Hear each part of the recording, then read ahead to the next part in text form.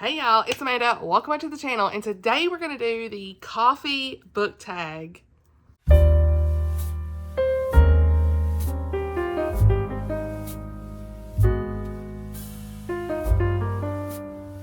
y'all, so I was tagged by Tammy over at the Protagonist Pub. Thank you so much, Tammy, for tagging me, because you know your girl loves a good cup of coffee. The only reason I'm not drinking some right now is it is 9 o'clock at night, but look, coffee is my life. It is what it is. So, PSLs, pumpkin spice lattes, pumpkin spice creamer, all the different types of creamers, just like all the things with, I do like Starbucks, but like I really haven't been there much this year, so I'm proud of myself. But doing a lot more coffee at home and stuff, iced coffee, hot coffee, you name it, I love it. So, yeah, I am a coffee connoisseur. I love it. I just love it. You always see it in my vlogs, all the good things. And so this was a really fun and fitting tag. What's so funny is before I even knew that she tagged me, I was like typing in the comments when I was watching it, her video, which will be linked in the description. I said, girl, don't mind me just taking this tag idea. And so then I go back to finish it and I was like, oh, me not realizing you tagged me. So, yeah, I'm really, really excited to be doing this tag. There's only 8 questions, so yeah, I think I forgot to even put a couple of the books in the thumbnail, but it's a big stack of books, so it's fine. So we're just going to go ahead and get into it. I've actually got this stack way upside down. Y'all, these books, they're in no order. Oh my gosh, I'm going to have to, like, move them around. Alright, so before we get started with the questions, the question of the day is, are you a fan of coffee? Are you a tea girl? Like, let me know. Let's chit chat down below in the comments. I always love asking people this. Most people are usually either tea or coffee. Sometimes I do like my non-caffeinated teas, but other than that, I'm a coffee girl. So, let's go. First question is, well, prompt. I should say prompt. First prompt is black. Name a series that's tough to get into but has hardcore fans. Now, look, I cannot drink black coffee. It has to have creamer and a little bit of sugar. I have sweet and low, but I will say the sugar has kind of ixnayed out of my coffee for the most part. I just usually use creamer, and that's worked out for me. So, yeah, so that's the commentary on that. But you know I had to do it. We're talking about the Mistborn trilogy series. I think it's got extra books after the first 3, yeah. So, I'm sorry, you guys. I have tried to get into Mistborn like 3 times, and every time I can't get past the first couple of chapters, I need to really just like focus on it. I've read Brandon Sanderson before. What's wrong with me? So, I have to be in the mood for this. It's been hard for me to get into personally. So, that's all the thing I'm going to say. There's a lot of fans and a lot of people who love this series. Like, it's so beloved. And there's so many people here that watch my channel that also love this as well. And I don't know when it's going to be the time that I get into this, but it will happen. I promise you it will. I've got all 3 books. I've got 2 sets of the first 3 books. Like, what? I have to like this. So, yeah, I think every time I picked it up, I'm just not in the headspace for it, and that's why. Or I've tried to just listen to audio, and that didn't work. I need to really be able to sit down and physically read this. And so that's why, but I will get there. I will get there. So, that's the only thing I could think of anyway. So, now, Peppermint Mocha is the next prompt.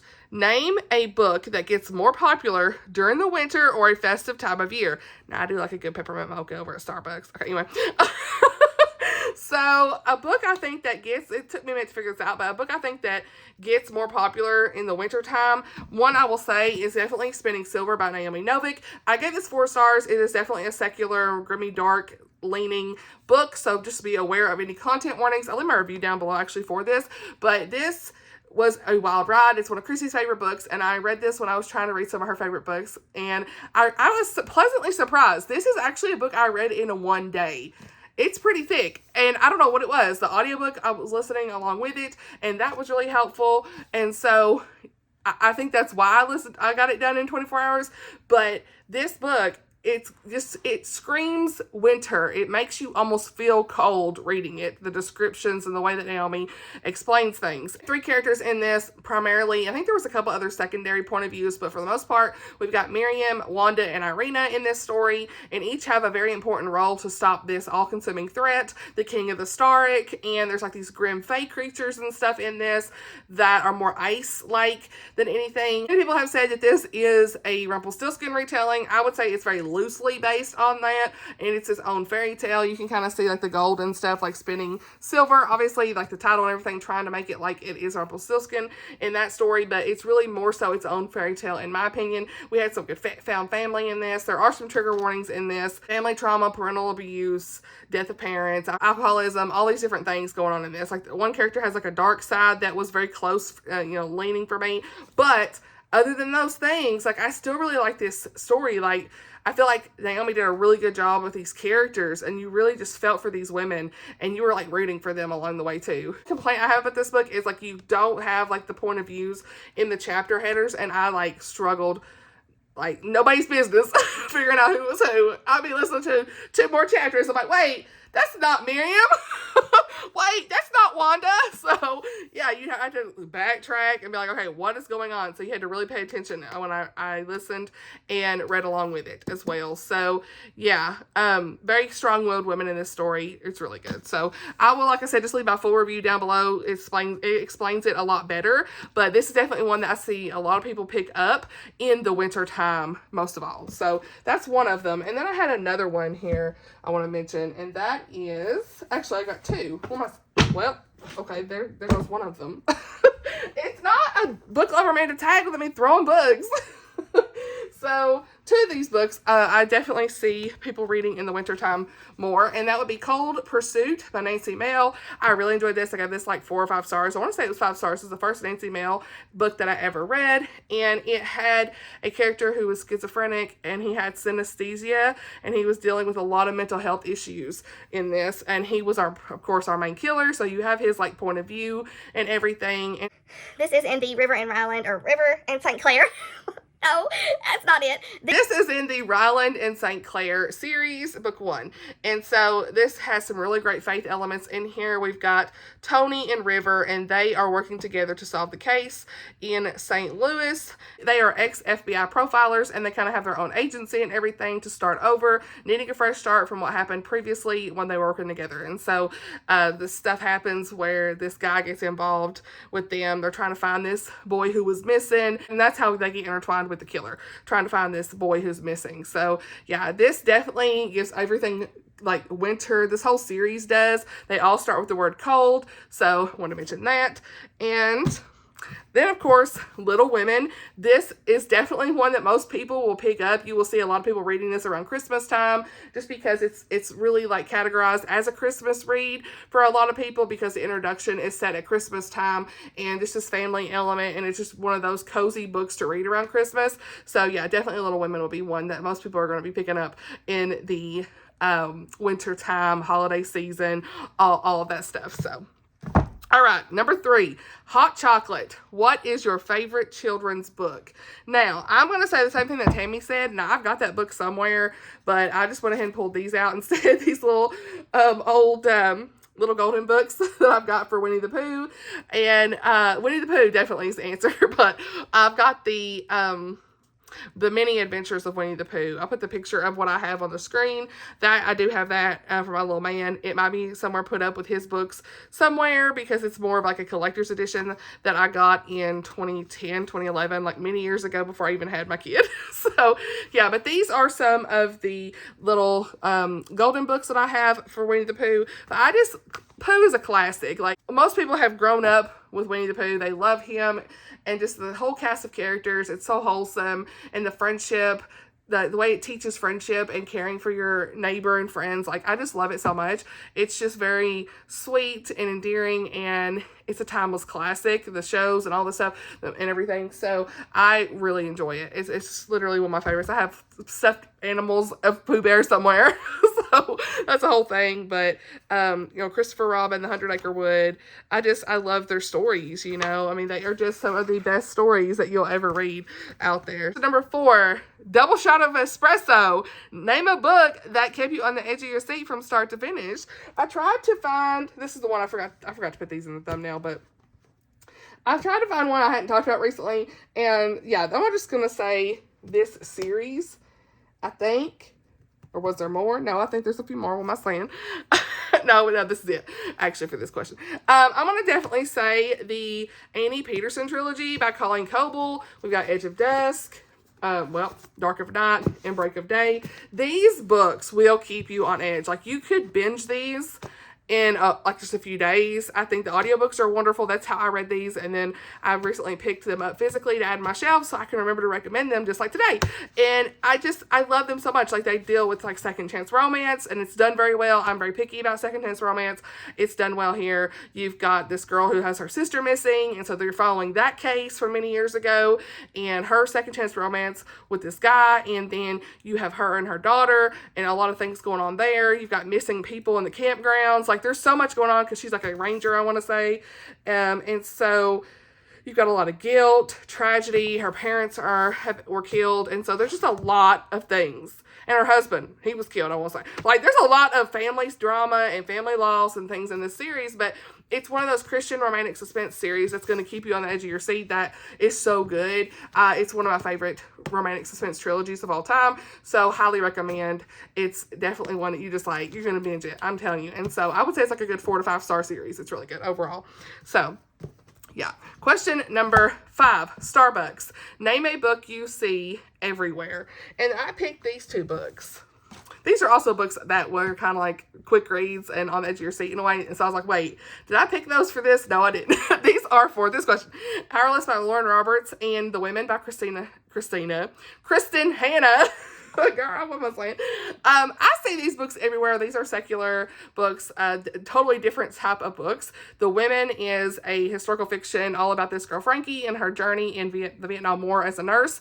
And then you've got Powerless by Lauren Roberts, which is a romantasy. It's definitely clean as far as sexual content goes. There is some language in this and stuff and violence, but overall this is a really good story that I enjoyed. I gave it 4 stars. I need to know, but I'm waiting on the 3rd book to come out probably for the most part, unless my friends decide to pick it up before I pick up book 2. So I see these everywhere. They're very popular, very hyped books, and I see why both of them were 4 stars for me. So yeah.